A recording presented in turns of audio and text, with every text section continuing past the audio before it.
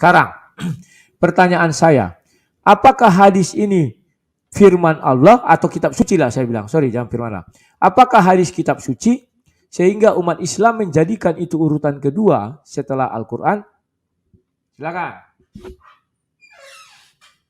Hadis itu sepengetahuan saya, mohon maaf kalau saya keliru karena saya itu mohon maaf ya karena saya itu miskin ilmu ya. Hadis itu adalah bagian dari as-sunnah. Apa itu hadis? Segala ucapan Nabi, diamnya Nabi, tindakan Nabi ya yang sesuai dengan Al-Qur'an. Ya, jadi hadis itu apa, Bang? Segala ucapan Nabi, diamnya Nabi, perbuatan Nabi yang sesuai dengan Al-Qur'an. Begitu loh Bang ya. Jadi fungsi hadis ini kalau ada hadis misalnya ayat tentang sholat, waktu-waktunya sholat sudah ada, diterangkan di hadis, tata cara sholat, rukun-rukun sholat bagaimana, itu fungsinya hadis. Nah kalau hadis itulah fungsinya hadis Bang. Jadi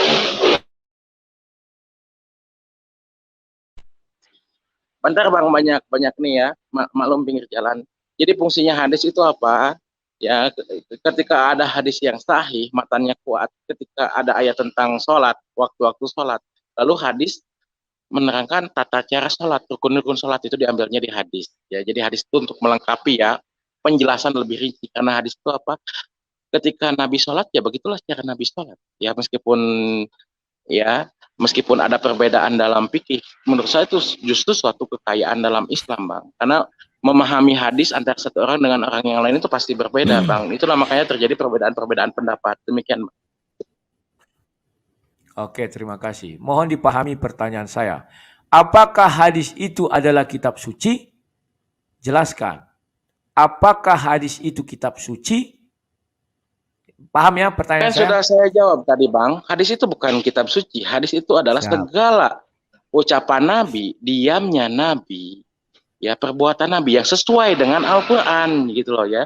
Jadi kitab suci itu adalah Al-Quran. Kalau hadis itu adalah segala perbuatan Nabi, diamnya Nabi, ya yang sesuai dengan Al-Quran gitu loh Bang. Sudah saya jawab, mohon maaf. Ya, terima kasih. Sekarang kita perhatikan yang hadis yang tadi itu ya, kita perhatikan. Kalau kamu katakan hadis itu bukan kitab suci, apa mungkin firman Tuhan berada di tempat yang bukan kitab suci? Ingat ini, hadis ini jelas bercerita tentang turunnya surah biar kita adil, Al-Jumu'ah 11 saja aku bilang. Kalau aku bilang 12 nggak enak, nanti nggak ada di dalamnya. Apakah mungkin firman Tuhan berada di tempat yang tidak suci? Jikalau kamu mengatakan bahwa hadis itu bukanlah kitab suci, apakah mungkin firman Tuhan ini berada di tempat yang tidak suci? Paham maksud saya? Contoh, jangan kamu mengatakan nanti orang buat skripsi, di situ ada firman Tuhan, itu sudah beda konteks.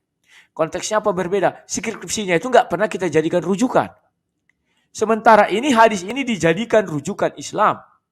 Jangan kau bilang di kitab tesis orang misalnya atau skripsi tentang agama. Kan ada ditulis itu ayat-ayat Al-Quran.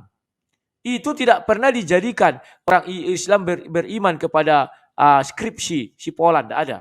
Tetapi hadis ini sampai harus beriman orang Islam. Apakah mungkin firman Tuhan berada di tempat yang tidak suci? Silakan. Kan saya bilang Bang dari awal, apakah mungkin firman Tuhan berada di tempat yang tidak suci? Saya kurang mengerti ini bunyi pertanyaannya ya. Tetapi ya jujur Bang, saya kurang paham nih, apakah mungkin firman Tuhan berada di tempat yang tidak suci? Jawabannya tidak mungkin. Nah, lalu saya bilang kan tadi Bang, hadis itu bukan firman Tuhan. Firman Tuhan itu hanya Al-Qur'an ya.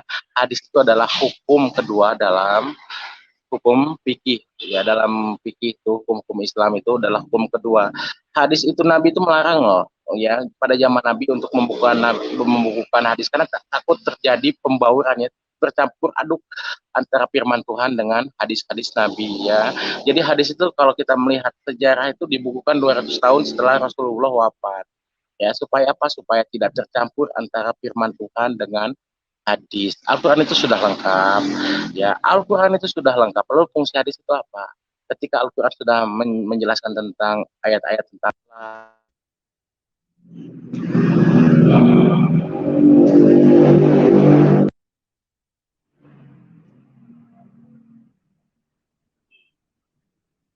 Oke, terima kasih. Jadi terima kasih atas pengakuan dari One Way bahwa hadis Jelas nggak suara saya, itu Bang? jelas, tadi sudah selesai. Nah, Saya turun dulu, tadi Bang, kamu nanti sudah naik lagi. Saya menjelaskan. turun dulu bentar, naik lagi saya. Karena Siap, ada trouble siap, bentar. siap. Jadi kawan-kawan kita tunggu ya, karena beliau di pinggir jalan. Ada yang bilang, Bang hajar, Bang hajar. Gak tega aku kawan.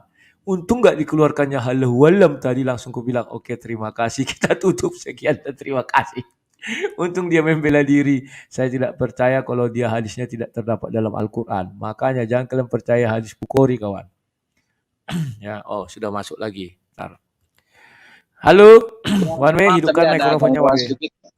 Siap, gak apa-apa. Jadi gitu ya, Bang ya. Jadi hadis itu bukan kitab suci, hadis itu adalah hukum kedua dalam fikih, hadis itu adalah segala ucapan Nabi. Diamnya Nabi yang berbarengan dengan Al-Quran. Bang, suara saya jelas gak, Bang? Jelas, jelas. Makanya aku mendengar. Bagus. Tapi bentar, Bang, saya keluar, Bang. Tadi banyak yang nelpon di WA nih. Ya jadi keganggu nih. Bentar Iya, ya, sana iya. karena saya pakai smartphone ini. Siap, siap. Udah kena marah dia kawan. Sama si guru danya udah kena marah. Kasihan aku, aduh. Habislah kau nangis mewek, nangis Bombay.